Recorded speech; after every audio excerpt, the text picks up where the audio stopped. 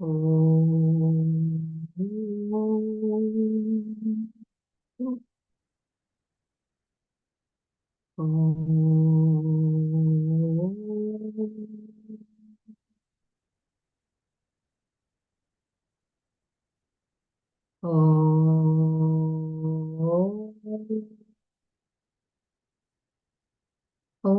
सहना भवतु सहनौ भुनक्तु सह वीर्यं करवावहै तेजस्विनावधीतमस्तु मा विद्विषावहै ॐ शान्ति शान्ति शान्तिः नारायणं नमस्कृत्य नरं चैव नरोत्तमं देवीं सरस्वतीं व्यासं ततो जयमुदीरये.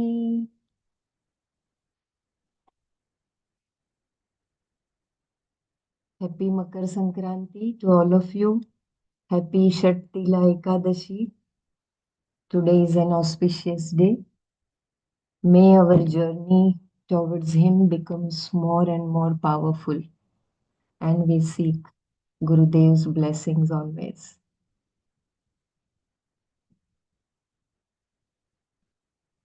आपको बार बार प्रणाम ब्रह्मराज जी for this beautiful path. So we did yesterday 57th and 58th. I will just repeat the shloka once again. Om Shri Paramatmane Namaha. अथ द्वितीयोऽध्यायः सांख्ययोगः. I'm reading from 55. श्रीभगवानुवाच प्रजहाति यदा कामान् सर्वान् पार्थमनोगतान् आत्मन्येवात्मना तुष्टः स्थितप्रज्ञस्तदोच्यते. The blessed Lord said, when a man completely casts off, O Partha, all the desires of the mind and is satisfied in the self by the self, then is he said to be the one of steady wisdom. दुःखेष्वनुद्विग्नमना सुखेषु विगतस्पृहः वीतरागभयक्रोधः स्थितधीर्मुनिरुच्यते. He whose mind is not shaken up by adversity and who in prosperity does not hanker after pleasures, who is free from the attachment, fear, and anger, is called a sage of steady wisdom. यः सर्वत्रानभिस्नेहः तत्तप्राप्य शुभाशुभम् नाभिनन्दति न द्वेष्टि तस्य प्रज्ञा प्रतिष्ठिता. He who is everywhere without attachment, on meeting with anything good or bad, who neither rejoices nor hates, his wisdom is fixed. यदा संहरते चायं कूर्मोऽङ्गानीव सर्वशः इन्द्रियाणीन्द्रियार्थेभ्यस्तस्य प्रज्ञा प्रतिष्ठिता. When like the tortoise which withdraws its limbs from all sides, he withdraws his senses from the sense objects, then his wisdom becomes steady.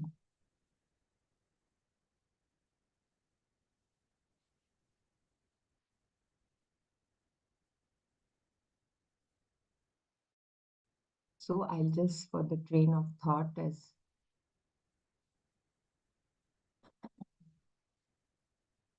58th verse, last paragraph, I will just try to repeat. For the person who has prepared himself or herself for the knowledge by developing the capacity to make the mind and senses behave in this way, the knowledge is not going to be far away. And if the person is not so prepared, let him or her try to make the mind and senses behave by the practice of withdrawing them from the sense objects. It is as simple as that. So, Sneha for growth is necessary for everybody. So, he will just keep that Sneha for everybody. It will not turn into abhisneha, which will turn into attachment and bondage. And then he will have that like a tortoise. When there is a danger, he will take in all his limbs. So he will not be influenced by the sense objects, his mind. And if it is not prepared, then he can develop that capacity by abhyasa.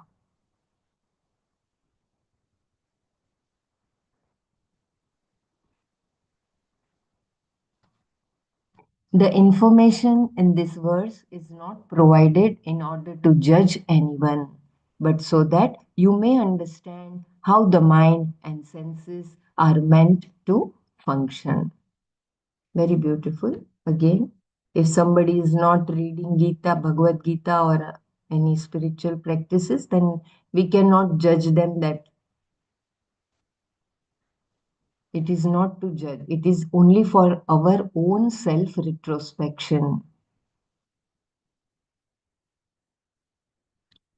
Further, Krishna said, विषया विनिवर्तन्ते निराहारस्य देहिनः रसवर्जं रसोऽप्यस्य परं दृष्ट्वा निवर्तते niraharasya for the one who does not feed the sense organs dehinah for the one who indwells this body vishayaha senses vinivartante come back to oneself rasavarjam leaving the longing behind param brahman drishtva having seen asya of this person rasaha longing api even nivartate goes away निराहारस्य देहिनः विषयाः विनिवर्तन्ते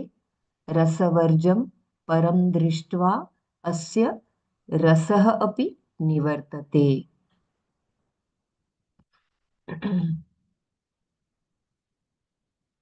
For one who does not feed the senses come back to oneself, leaving the longing behind. Having seen Brahman, when the self is known, even the longing goes away.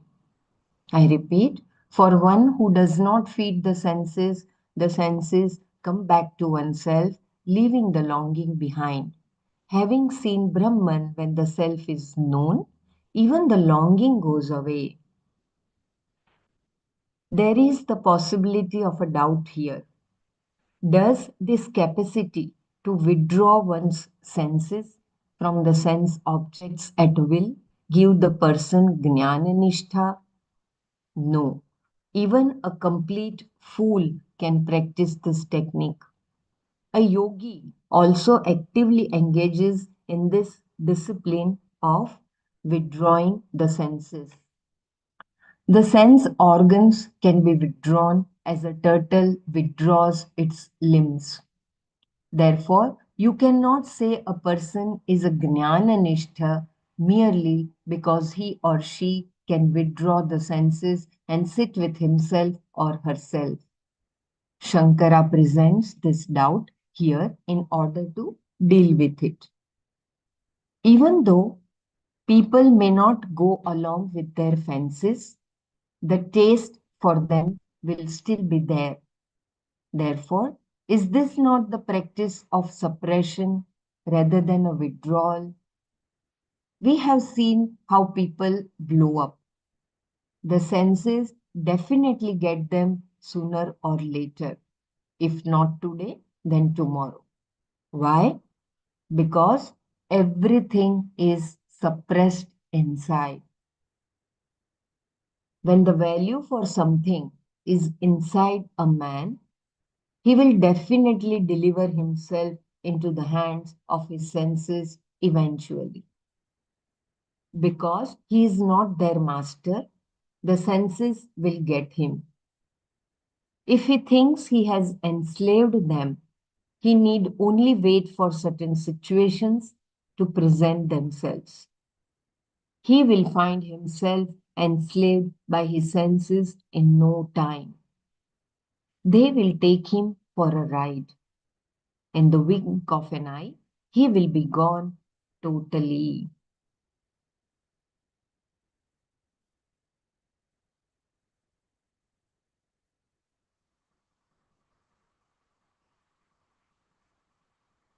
The taste lingers on. Thus, even an ordinary person can withdraw the senses, but the taste, rasa, and value for the senses will still be there. Such a person feels that certain sense enjoyments are important, and without them, he or she cannot be happy. Suppose because this person is told that sense enjoyments are all very painful, he or she decides not to go after them. Then he or she might begin practicing withdrawal of the senses, but find that the rasa does not go away. Even those who already have a value for meditation and learn to withdraw the senses in order to discover ananda in themselves or gain inner contentment may continue to have a value for the enjoyments of the senses. The question is, when would the taste, the subjective value for sense enjoyments go? The subjective value is an emotional value. Suppose a person is not a fool and has viveka. He is intellectually convinced that sense enjoyments are of no use because they do not provide any real security or lasting pleasure. Even if this person has no intellectual value for sense enjoyments, he or she may still have an emotional value. Therefore, when and how will this emotional value go?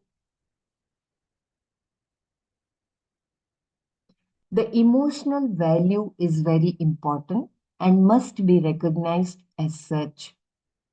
Emotion is a part of your life, a part of your expression. Therefore, you cannot dismiss it, nor is it necessary to do so. And emotion does need to be respected because it has a power that can be overpowering.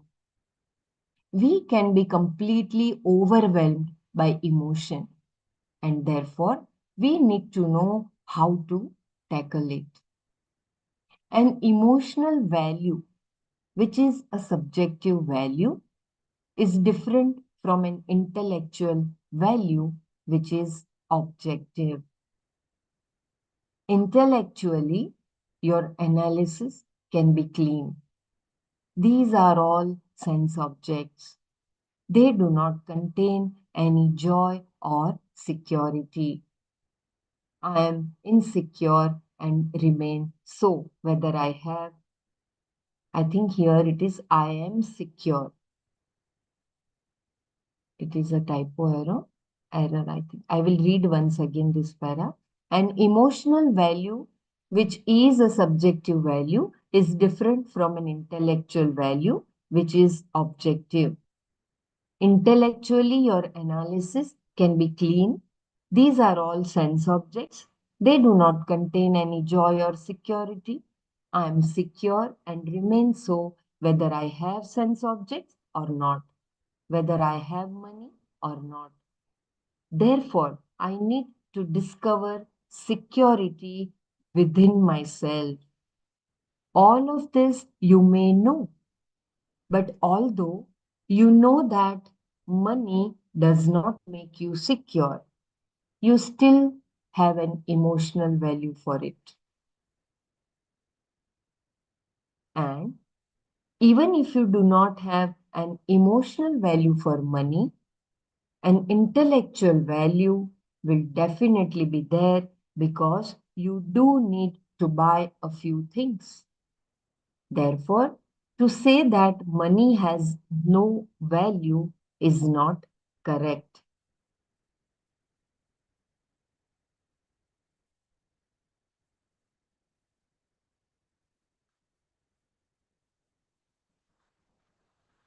This we need to contemplate.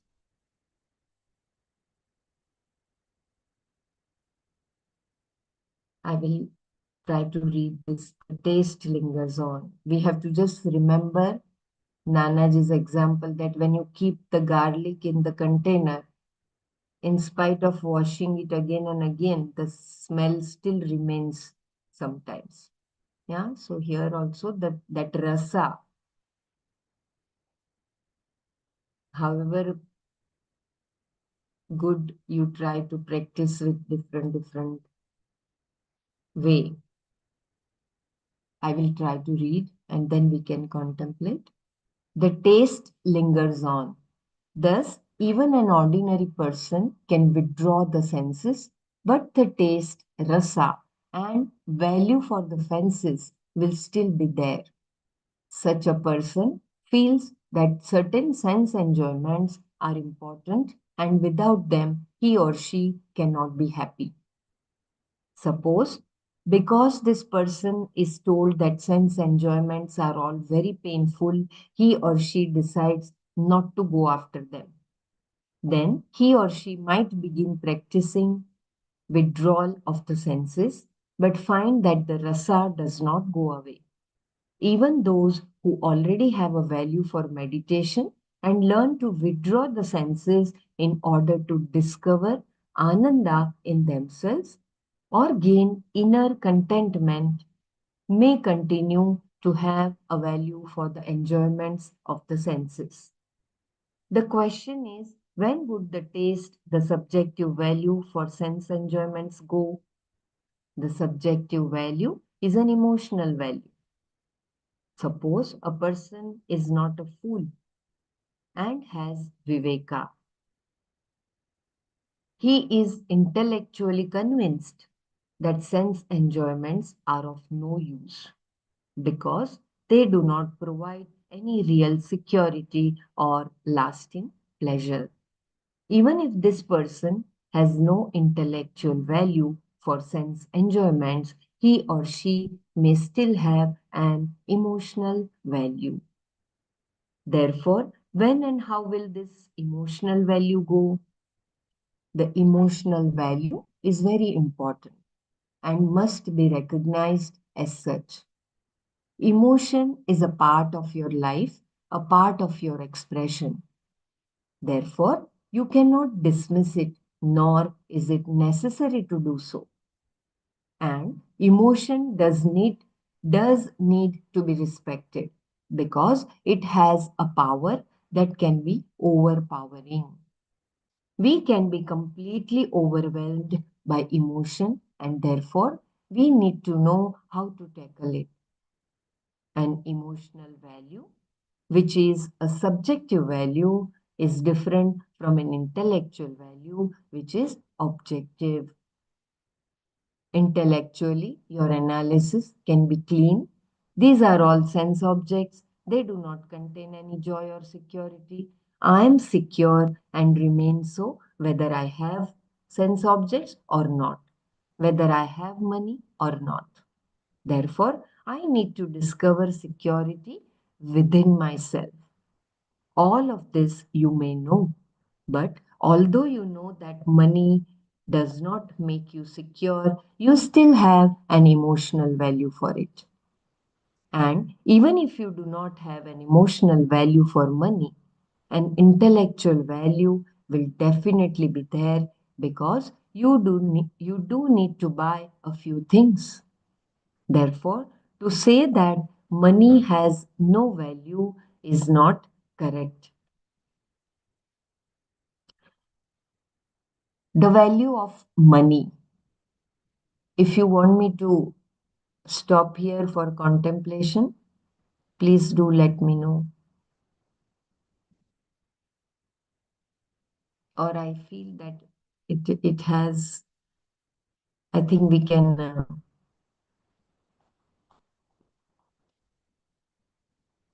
complete this part and we can have a manana. The value of money.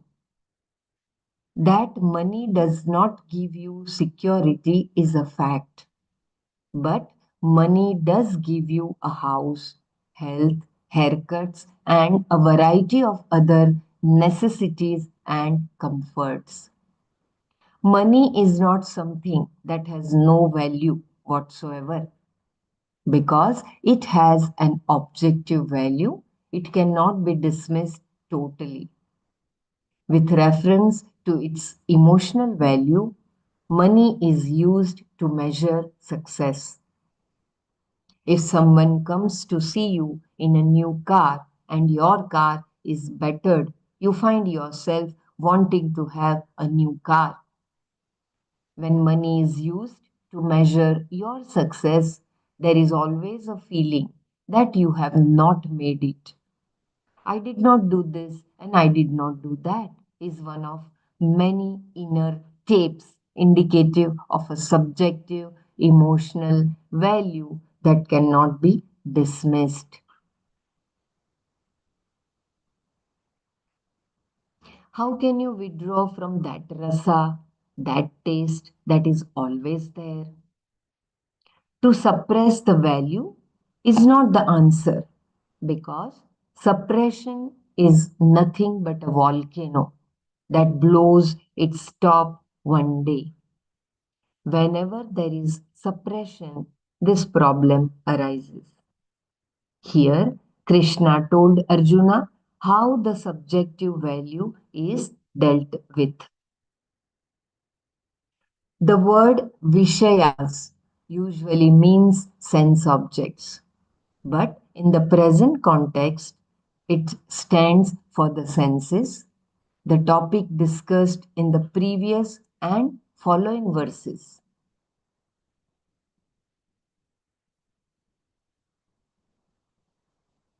Based on similar expressions found in the Shastra, Shankara, in his commentary on this verse, converts sense objects into sense organs. Here, the sense organs belong to a person who does not take to any sense object, who denies himself or herself sense objects, who does not have any sense pursuits. Nirahara. Ahara means sense objects and refers to that which is taken by you. Food is called ahara. There is a footnote. Ahriyate iti aharaha. Ahara is that which is taken in. Therefore, it can mean food or any sense object in general. Food is called ahara because it is eaten, taken by you. The one who does not feed the sense organs is therefore called a nirahara. Krishna also referred to this person as a dehi, meaning one who is alive in a physical body.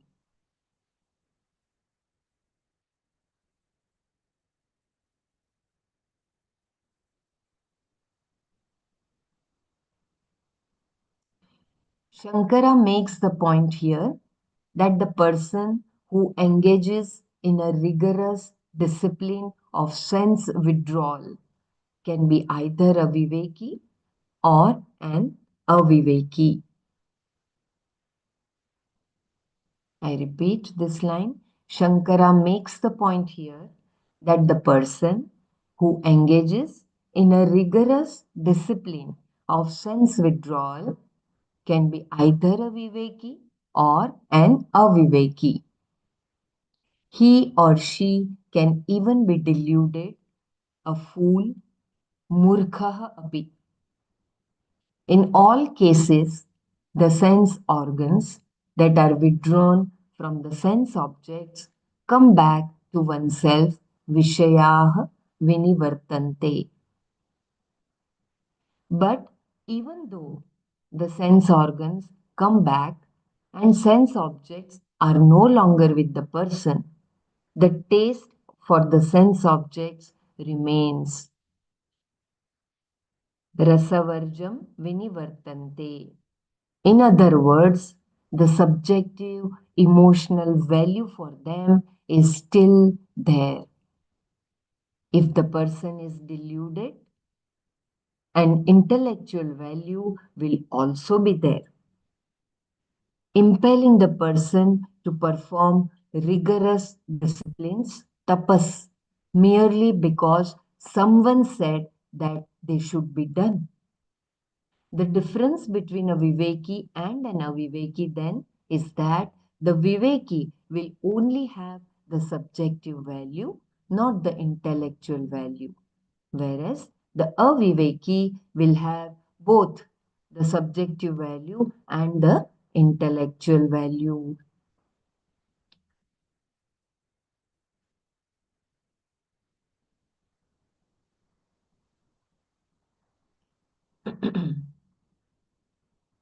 So, in the end, Swamiji clarified that sometimes some people tell us, do not do this following your emotions, and we try to practice by force some rigorous practices which may be harmful if it is not done with proper understanding. So that is aviveka. But when you have understood properly the emotional and the intellectual value for the sense objects, then you are a viveki, and it comes naturally that nirahara for the sense objects, it will come naturally. And what is that nirahara? That you do not depend on the feed from the external world. You are contented from within.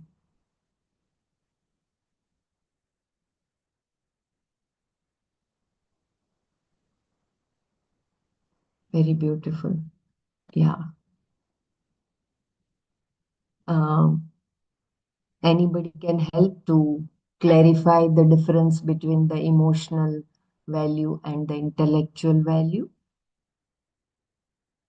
We can talk in terms of money or any other possession. It reminds me of Gurudev's word, money should remain in your pocket. It should not reach your head.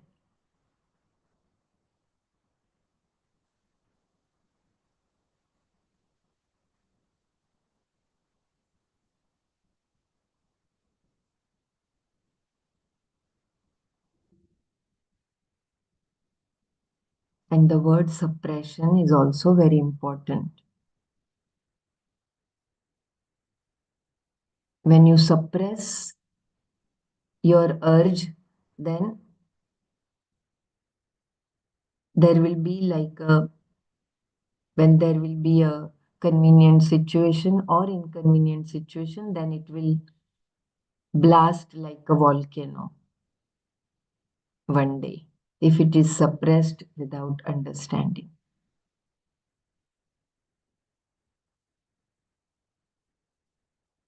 Yeah, please share your understanding.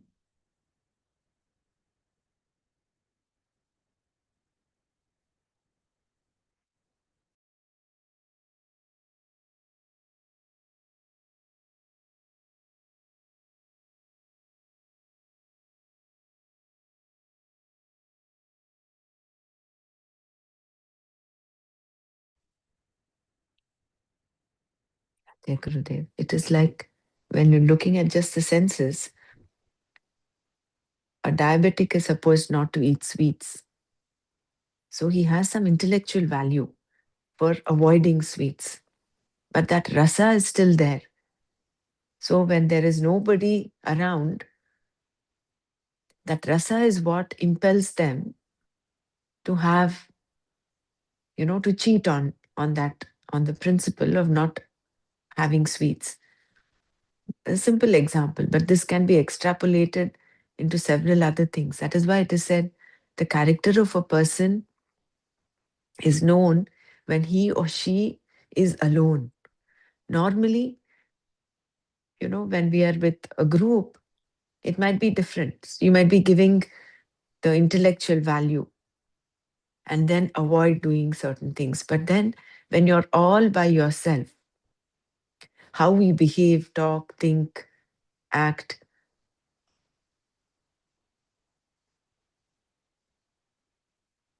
will be guided by that rasa that is still lingering on. Same thing with money.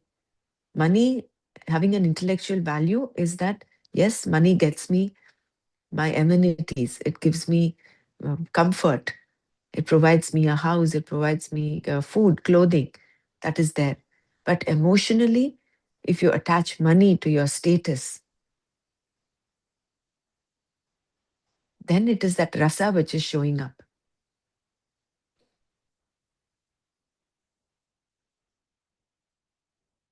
And until and unless that rasa is also eliminated, one is not really free of that raga. The attachment will continue. That is why rasa varjam rasopi asya.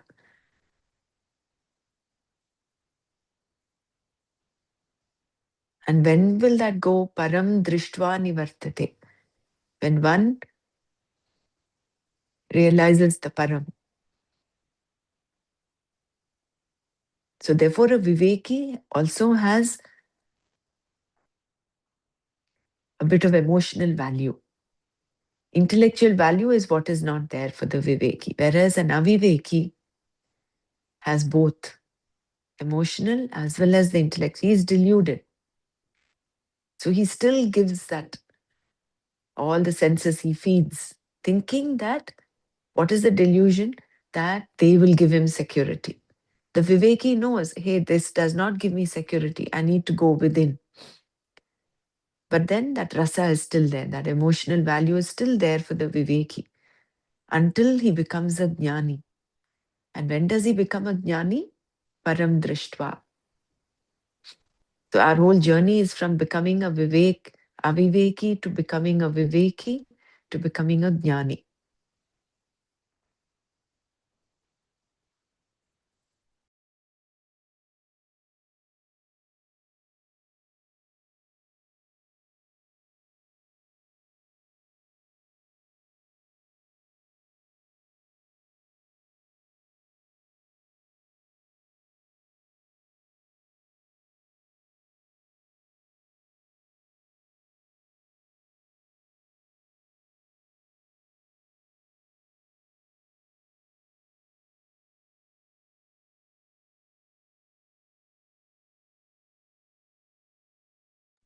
Yeah, very beautiful.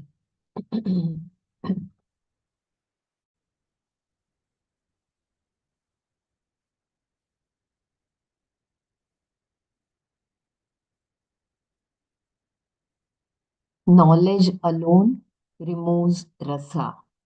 In general terms, rasa is a sense and is commonly used to mean raga or liking. Shankara describes it in the same way. Anything that is pleasing to you may be referred to as raga or rasa. This is the value that remains inside a person's heart and mind, even after having withdrawn the sense organs from it. This rasa too goes away, Krishna said, when the self is known. Rasopi paramadrishtva nivartate. This means that when a viveki who pursues self knowledge and is judicious about his or her present pursuits, withdraws the senses, there is no suppression. The Viveki is only living a life of meaningful discipline. Whereas for a person who practices sense withdrawal without pursuing this knowledge, the withdrawal does amount to suppression.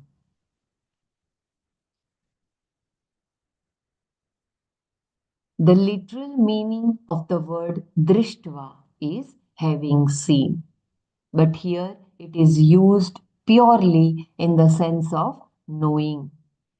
What is to be known is I am that, tat param brahma aham eva, aham eva. It is not any other jnana. That Brahman is myself. There is no difference between the two. Knowing that I am Brahman does not imply a knower known difference. And in the wake of this knowledge, the rasa goes away. Nivartate, meaning that it does not take the person for a ride.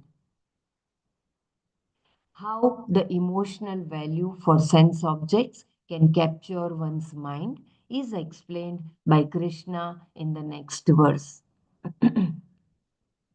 Once you can no longer be taken for a ride by the rasa, the knowledge of sense objects does not create any kind of craving or longing in you. It is seedless, nirbija, and therefore does not sprout, meaning that it does not set you up so that you are carried away by your fancies.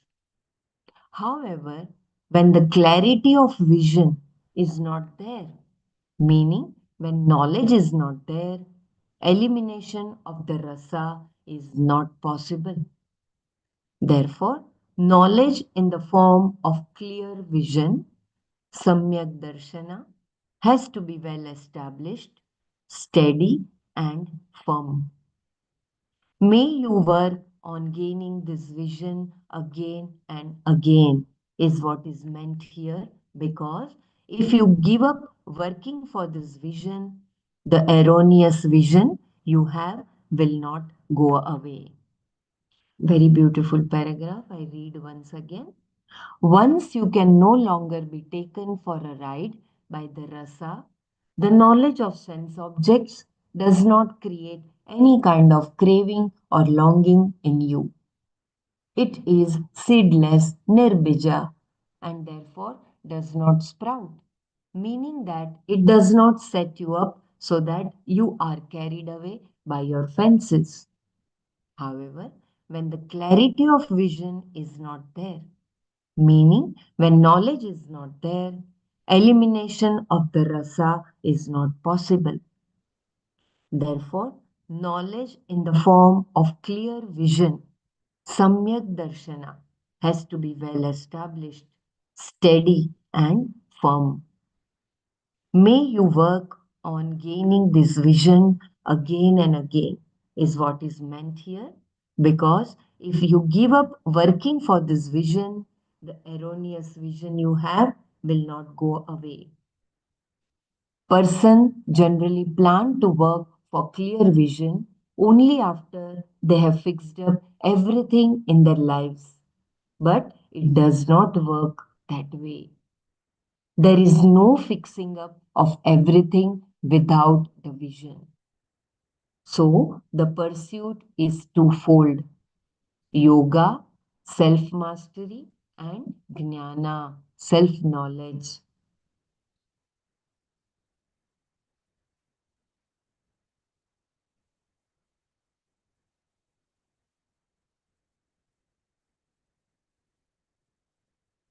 Very beautiful reminder that the person who has that samyak darshana of who he is, then for him it is very clear that the sense objects, they will not be the obstacles, and that Samyak Darshana is well established and steady. It is not shaky. And that comes only with the self mastery and self knowledge. Abhyasena vairagyena tu kaunteya.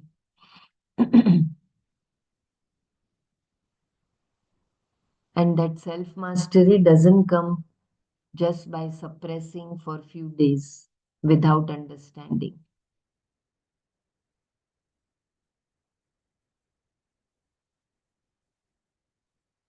As Brahmaraji rightly said, that when you are alone, how you behave, that is important. Like if the guy who is very disciplined and he doesn't take corruption in the office, but when there are convenient surrounding, and if he is offered some money to get the work done, and when he doesn't take that, by knowing that it is not required, I'm paid through salary.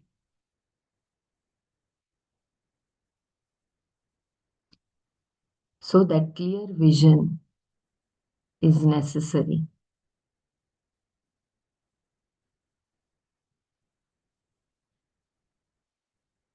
Yeah, anyone wants to share? So knowledge alone removes the rasa.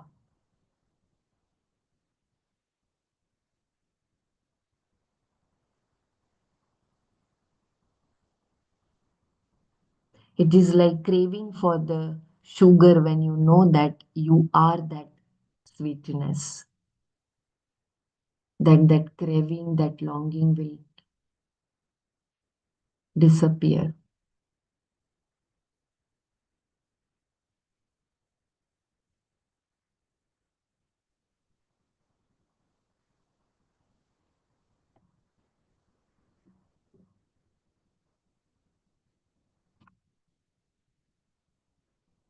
Yeah. Removing the sense objects also does not work. Taking the word Vishaya to mean sense organs, as we have just done, is the simple way of looking at this verse. Now we will look at it by taking Vishaya to mean the sense objects. Suppose the sense objects have gone away because you withdraw yourself from the sense world.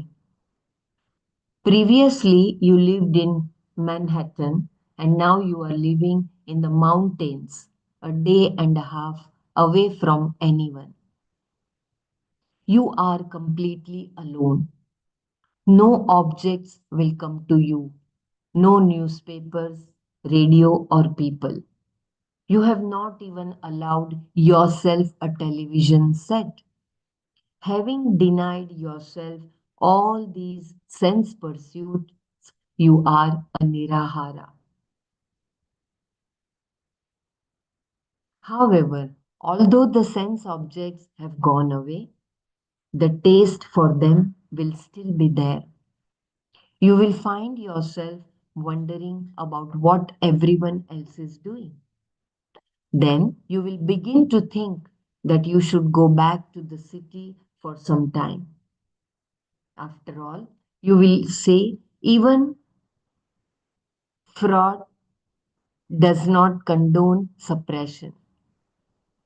And then there are those who will send you letters now and then pointing out that what you are doing is wrong. This is the prime of your life. Everyone is making money in the stock market, and you are losing all kinds of opportunities to do the same, something you will certainly come to regret for the rest of your life, all of which will remind you that you are a nobody. Their comments will begin to make a lot of sense to you because you have rasa inside. A value for money is there. In fact, the only reason you are able to stay where you are is because you have money. Alcohol is another example of something for which the rasa remains. You may have given it up and all the bottles may have walked away, but the rasa will still be there. It will only go when you have something more intoxicating, something with more of a kick in it, something more profound, more beautiful, and more useful. In other words, more powerful. This is why alcoholics require prayer. Without prayer, they cannot easily get rid of the problem. An alcoholic who turns into a sober person can be a saint because he or she has mastered prayer and knows what it is all about. When an alcoholic finds something more powerful than alcohol, the rasa for alcohol within the person goes away.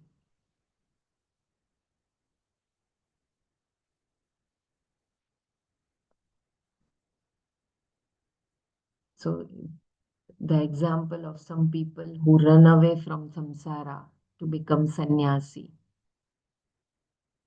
and they realize that their decision to become sannyasi was not okay because he still had that rasa inside to enjoy the samsara. And the same for any other addiction. When that rasa is still there inside, until you get something more beautiful to linger on to.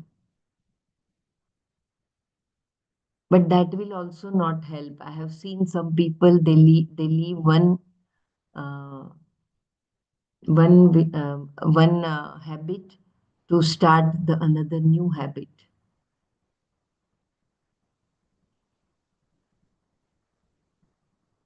So here,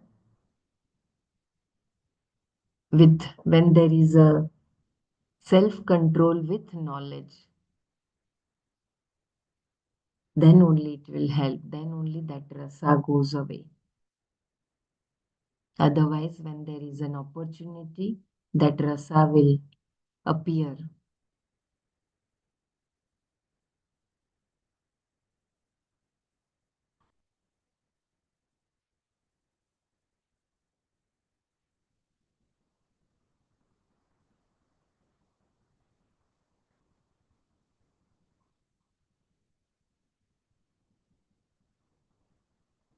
So with prayer, it can that problem can be tackled.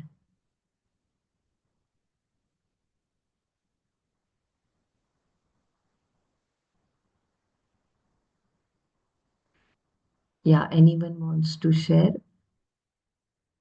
It may apply to any of the addiction, right from drinking tea, coffee to the highest.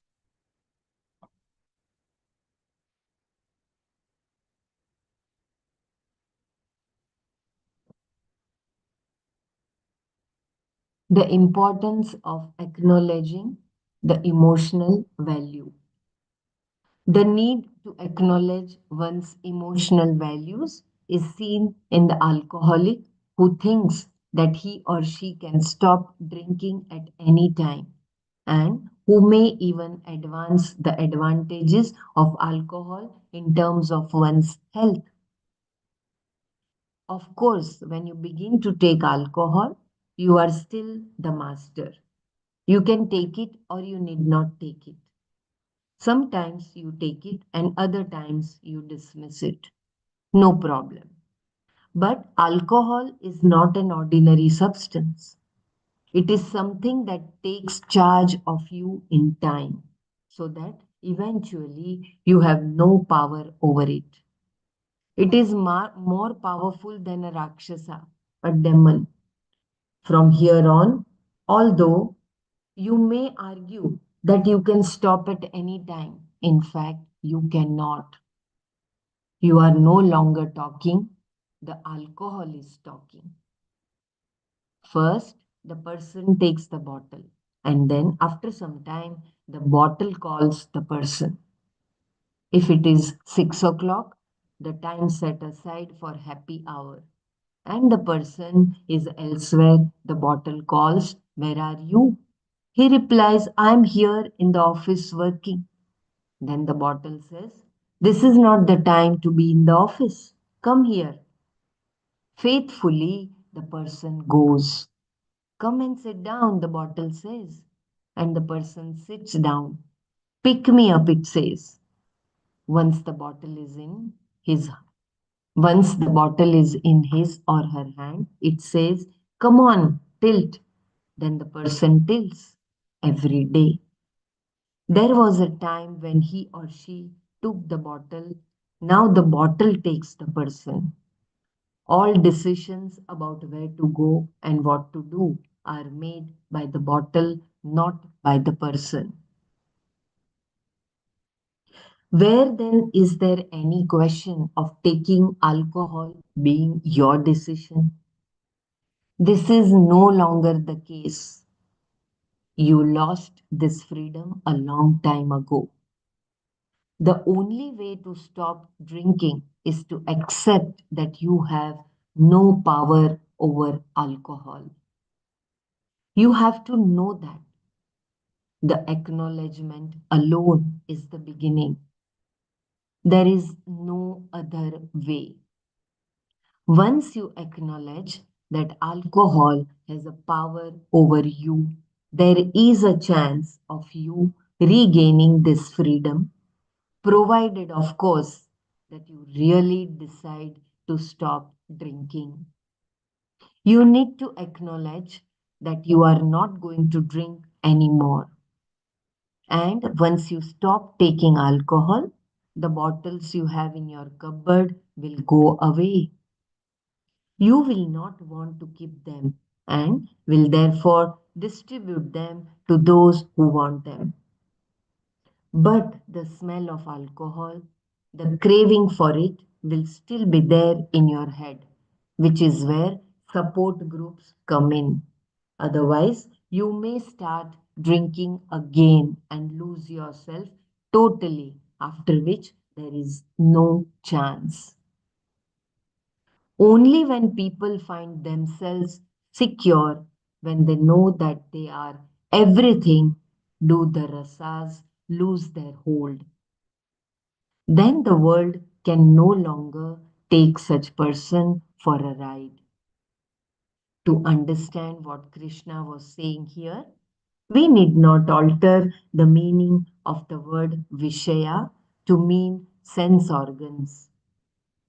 It can be looked at from the perspective of sense objects also. I will just read that previous sloka. विषया विनिवर्तन्ते निराहारस्य देहिनः रसवर्जं रसोऽप्यस्य परं दृष्ट्वा निवर्तते. The objects of the senses run away from the abstinent man, leaving the longing behind, but his longing also leaves him upon seeing the Supreme.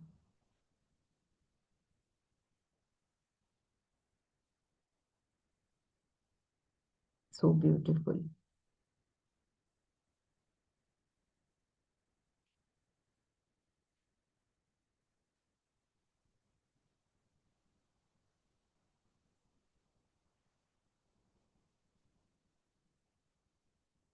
So, for this shloka, let us, every one of us, share one takeaway.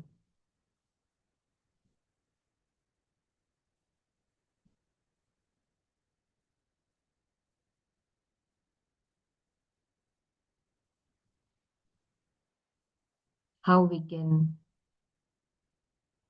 come out of the attachment with the addictions, whether it is eating sweets, drinking tea or coffee, or any other addiction.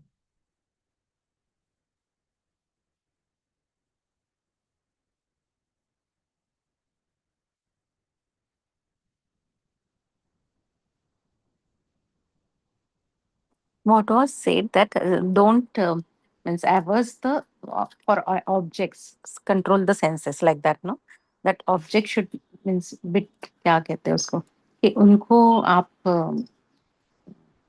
जो senses के objects हैं वो objects को आप dislike नहीं करो, उससे वो छूटने वाला नहीं है, like that something said no.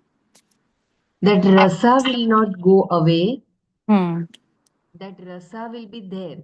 So, but if it is with understanding that I am that, hmm. then that craving will not be there. And that craving, what will happen?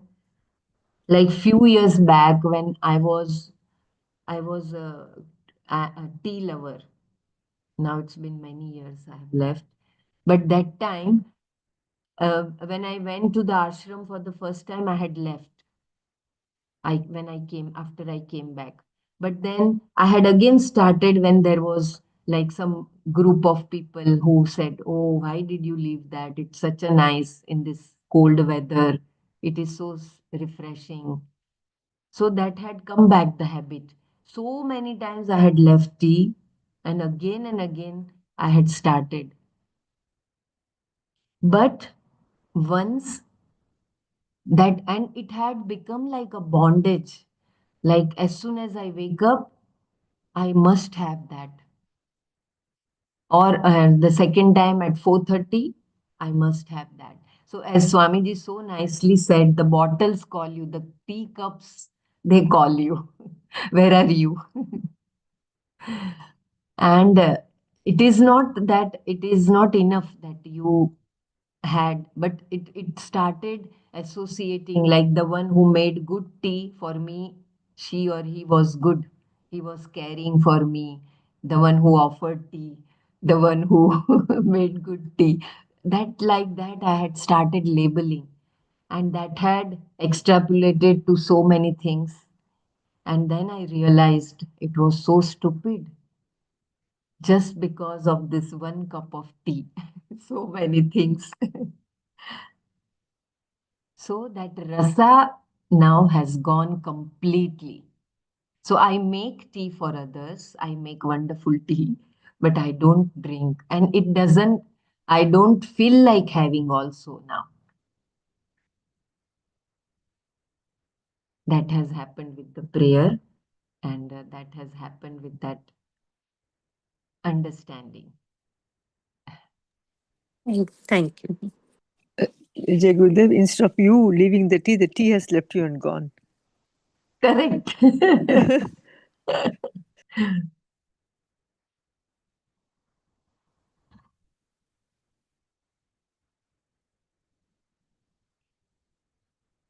And that freedom now I'm feeling is so good that you have so many other things to do besides making tea and drinking tea.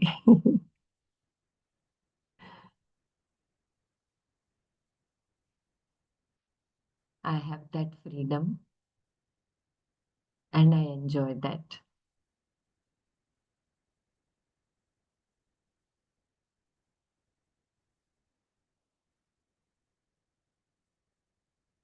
Yeah, the for the money part also very beautiful understanding. I think we all can say one sentence before we close for the. Yeah, please share at least one takeaway. How Viveka is. Gurudev says no, keep your money in the pocket, not in the head. Yes.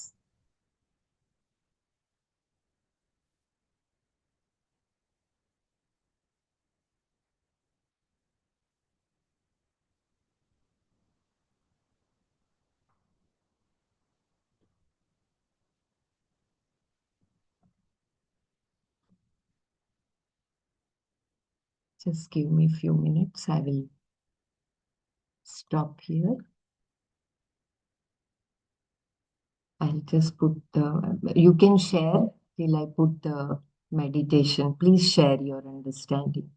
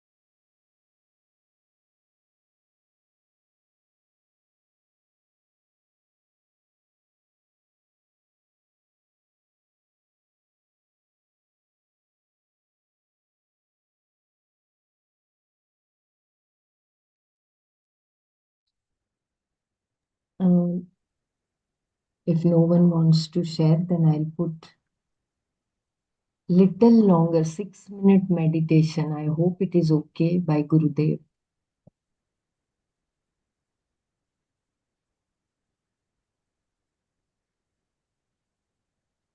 Great, Brahma. Great, Balaji.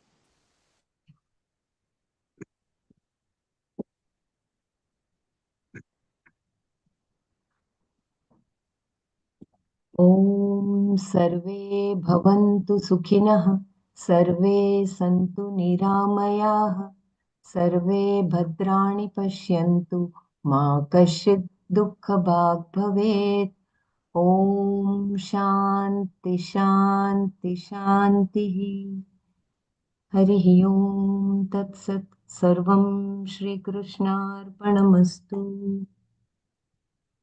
जय गुरुदेव First, let us shake our hands.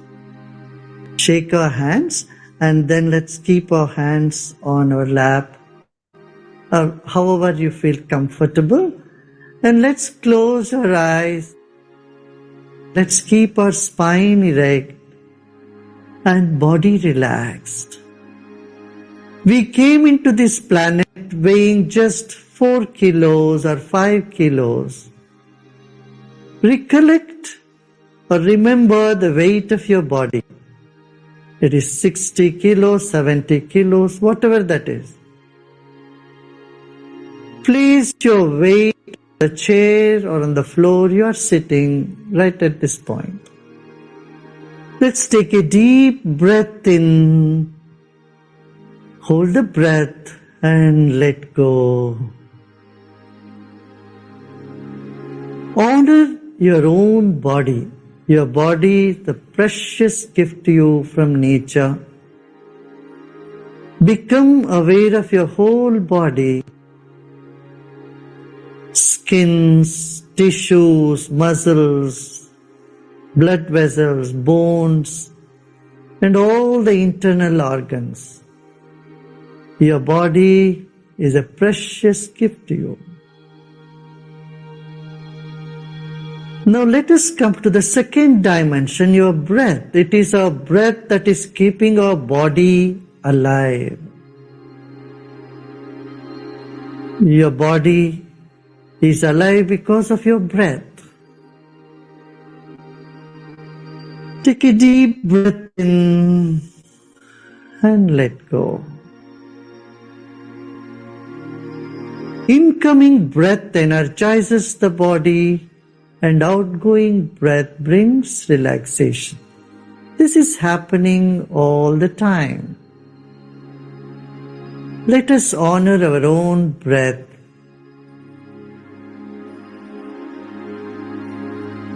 Become aware of the air all around you.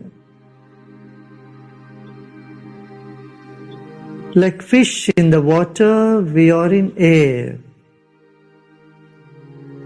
Relax more and more.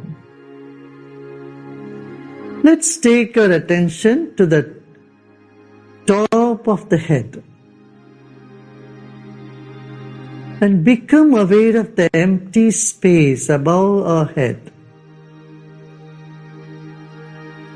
Become aware of the space in the entire room that you are sitting. Embrace all the thoughts, pleasant or unpleasant, good or bad. Become aware of a point right in the center of your heart, center of your chest. And take a deep breath in and breathe out and relax even more.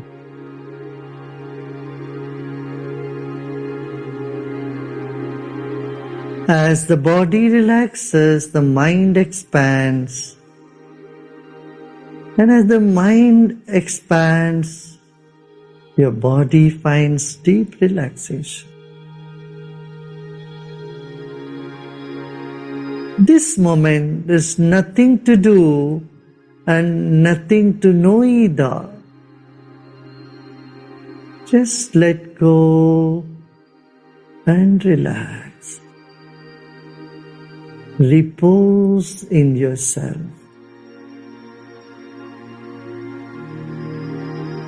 You are a fountain of love. You are an ocean of peace. Repose in yourself.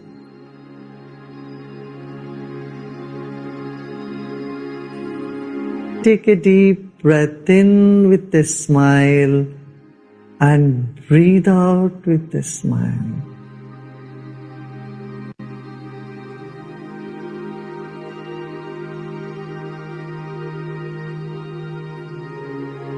Om Shanti, Shanti, Shanti.